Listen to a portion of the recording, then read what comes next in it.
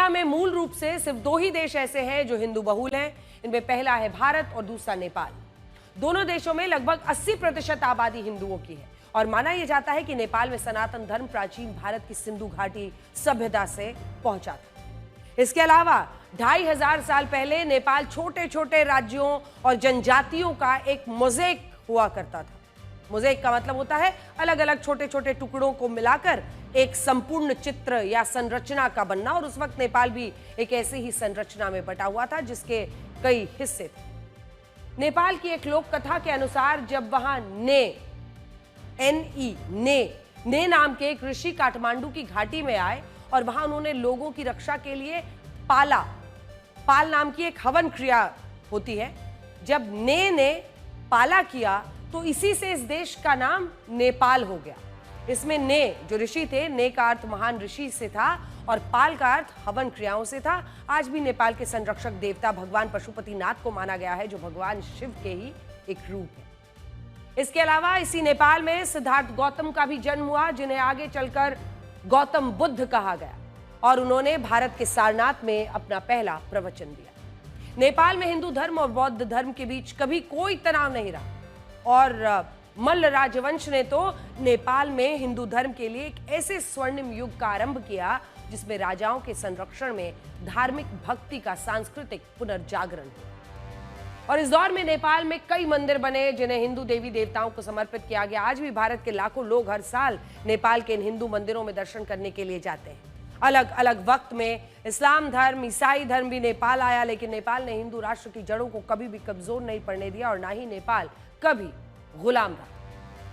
18वीं शताब्दी में हिंदू राजा पृथ्वी नारायण शाह ने नेपाल को एक देश का रूप दिया और उसे एकजुट कर दिया। ये वही हिंदू राजा हैं जिनकी तस्वीर नेपाल के सेना प्रमुख के पीछे हमने आपको दिखाई थी। सबसे बड़ी बात यह है कि ब्रिटिश ईस्ट इंडिया कंपनी के दौरान नेपाल की राजशाही ने एक समझौता किया था जिसके तहत ब्रिटिशर्स को नेपाल के विदेशी मामले संभालने थे और बदले में नेपाल को यह वादा किया गया था कि वहां पर अंग्रेजों का शासन नहीं होगा और अंग्रेजों को गोरखा सैनिक देगा। वैसे इसी तरह का एक समझौता पाकिस्तान में बलूचिस्तान की सियासत के साथ भी हुआ था, लेकिन वहां मोहम्मद अली जिन्ना ने अपनी सेना को भेजकर बलूचिस्तान को पाकिस्तान में मिला लिया था। लेकिन भारत ने हिंदू बहुल होते हुए भी नेपाल की संप्रभुता का सम्मान किया। नेपाल के साथ हमारा रोटी बेटी का रिश्ता बना रहा। नेपाल साल 2008 तक दुनिया का इकलौता हिंदू राष्ट्र था, लेकिन कहते हैं कि वहां के राजाओं ने तब भी आम जनता के प्रति इतनी बेरहमी दिखाई, एक नाराजगी थी लोगों में। तभी तो 2008 में राजशाही के खिलाफ जबरदस्त आंदोलन हुआ था और राजशाही का अंत हुआ था जब जनता सड़कों पर उतरी थी। राजा तो ऐशो आराम में रहते थे, लेकिन आम जनता मरती थी और इसी अत्याचार की वजह से वामपंथी आंदोलन हुआ। नेताओं ने अपना हथियार बनाया और साल 2008 में नेपाल से राजशाही को भी हटा दिया, फिर नेपाल को भी एक धर्मनिरपेक्ष गणराज्य घोषित कर दिया। हालांकि अब फिर से ये चर्चा चल पड़ी है, कई लोग इसको बढ़ चढ़कर भी दिखा रहे हैं, लेकिन हम आपको वास्तविकता के करीब जो परिस्थिति है वो दिखा रहे हैं। क्या नेपाल इस बार के तख्ता पलट के बाद वापस से अपने हिंदू राष्ट्र की जड़ों की तरफ भी लौट सकता है? दुर्गा परसाई को सेना ने बुलाया और आर्मी चीफ के पीछे पहले राजा की तस्वीर देखकर ऐसे मुश्किल घड़ी में ऐसी अटकलें और कयास लगाई जा रही हैं कि क्या ऐसा करने की कोशिश हो रही है। हालांकि यहाँ एक हकीकत यह भी है कि जब जब नेपाल में हिंदू राष्ट्र का मुद्दा उठता है तब तब नेपाल की जनता राजशाही विवादों को याद करके कांपने लगती है। इनमें साल 2001 की हिंसा, जिसको आज भी नेपाल अपने दिमाग से निकाल नहीं पाया है। अगर आप नहीं जानते हैं तो ये देखिए, उस वक्त नेपाल के राजा थे 55 साल के वीरेंद्र शाह, जो जनता के बीच काफी लोकप्रिय थे और उनकी सोच लोकतंत्र को लेकर काफी नरम थी।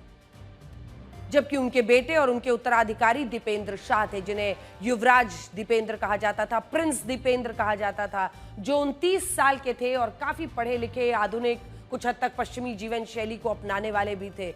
लेकिन उन्होंने किया क्या, ये देखकर आप हैरान रह जाएंगे।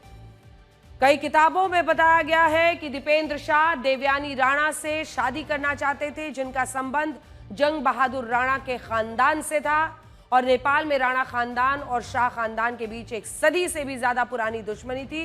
इसी दुश्मनी की वजह से राजा बीरेंद्र शाह और रानी ऐश्वर्या राजलक्ष्मी शाह इस शादी के सख्त खिलाफ थे। फिर क्या किया युवराज दीपेंद्र ने? इसके बाद वो तारीख थी 1 जून 2001। एआई से हमने आपके लिए ये वीडियो जेनरेट किया है। जून 2001 को जब काठमांडू के राजमहल में राजा बीरेंद्र शाह और उनके परिवार के लोग एक कार्यक्रम में शामिल हुए तो उनके बेटे दीपेंद्र शाह ने, जो कि युवराज थे, पहले आरोपों के मुताबिक उन्होंने काफी नशा किया था, शराब पी थी, और इसके बाद जब वो वापस लौटे तो उनके शरीर पर सेना जैसी एक वर्दी थी, हाथों में एक बंदूक थी। जो जानकारी दर्ज है इस वक्त, वहीं से हमने ये सब इंफॉर्मेशन आपके लिए इकट्ठा किया है। इसी बंदूक से दीपेंद्र शाह ने अपने पिता एक साथ कितने लोगों को मारा?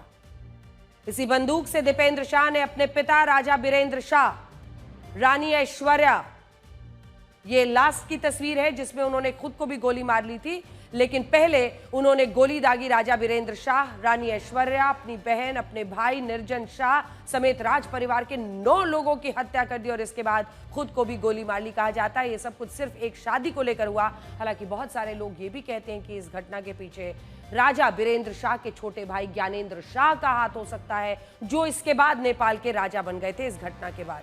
क्योंकि जब उन्होंने खुद को गोली मारी युवराज दीपेंद्र ने, उसके बाद बताया जाता है कि वो कोमा में चले गए, 2-3 दिन तक इलाज हुआ लेकिन वो बच नहीं पाए। अब आपको पूरी फैमिली ट्री दिखाते हैं कि आखिर ये जो घटना राजशाही को लेकर हुई थी, जिसके बाद से लोगों में, क्योंकि उसके बाद सिर्फ 7 साल राजशाही वहां पर टिक पाई, सिर्फ 7 साल। ये है राजा बीरेंद्र शाह, जिनकी उम्र थी 55 साल जब उनके बेटे ने उनकी हत्या की थी, युवराज दीपेंद्र ने, और ये थी रानी ऐश्वर्या, जिनकी उम्र थी 51 साल। दोनों को ही बहुत नरम दिल और लोकप्रिय माना जाता है पूरे नेपाल में। लेकिन उसके बाद से जो तस्वीर सामने आई, क्योंकि किस किस की हत्या की थी युवराज दीपेंद्र ने, और युवराज दीपेंद्र की उस वक्त उम्र थी 29 साल के दीपेंद्र ने अपने 21 साल के छोटे भाई राजकुमार निराजन की हत्या की। उन्होंने राजकुमारी श्रुति, जिनकी उम्र सिर्फ 24 साल थी, अपनी बहन की 24 साल की बहन की हत्या कर दी। उन्होंने राजा की बहन, जो कि मतलब उनकी बुआ लगी, अपनी बुआ की दीपेंद्र ने हत्या की। उनकी उम्र थी 59। राजकुमारी शारदा उनका नाम था। कुमार खड़ग, जो कि बहनोई थे, उनकी मतलब आप सोचिए, उनके बहन की हत्या, उनकी 62 साल उम्र थी। मतलब इतने उम्र दराज लोगों को भी मारा, युवाओं को भी मारा, अरे अपने माता पिता को मार दिया। 7 साल की बहन और ये 51 साल के छोटे भाई, और ये चचेरी बहन जो उनकी थी राजकुमारी जयंती। इन सभी 9 लोगों को युवराज दीपेंद्र शाह ने एक बार में गुस्से में वो पहुंचे और सबको मार दिया और फिर खुद को भी गोली मार दी। इस घटना के बाद जब दीपेंद्र शाह 3 दिन तक कोमा में रहे, तब उन्हें नेपाल का नया राजा घोषित किया गया था। लेकिन 4 जून 2001 को उनकी मौत हो गई और इसके बाद राजा बीरेंद्र शाह के छोटे भाई ज्ञानेंद्र शाह नेपाल के राजा बने।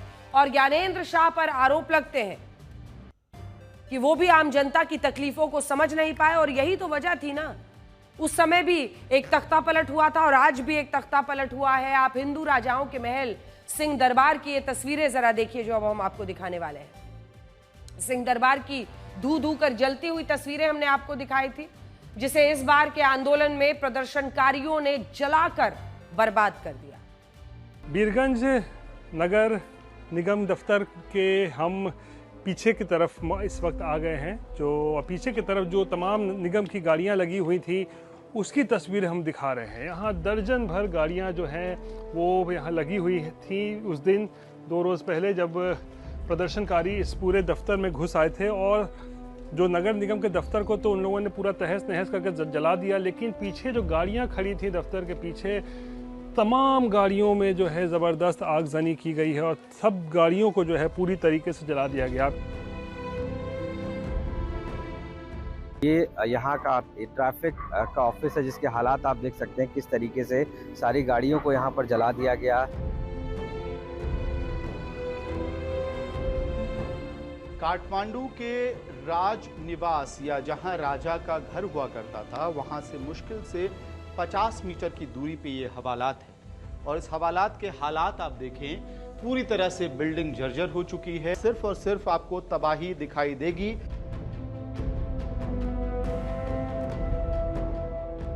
ये अटॉर्नी जनरल का यानी सुप्रीम कोर्ट के प्रेमिसेस में है, इस समय मौजूद है। अगर आप देख रहे हो कि यहाँ के जो कर्मचारी हैं या लोग हैं वो यहाँ पर मिलकर किस तरीके से काम कर रहे हैं। अभी यहाँ पर जो आप कह सकते हैं गंध जो है वो जलने की अभी भी आ रही है, यानी अभी आप कह सकते हैं कि अभी चीजों को लेकर यहाँ पर काम किया जा रहा है।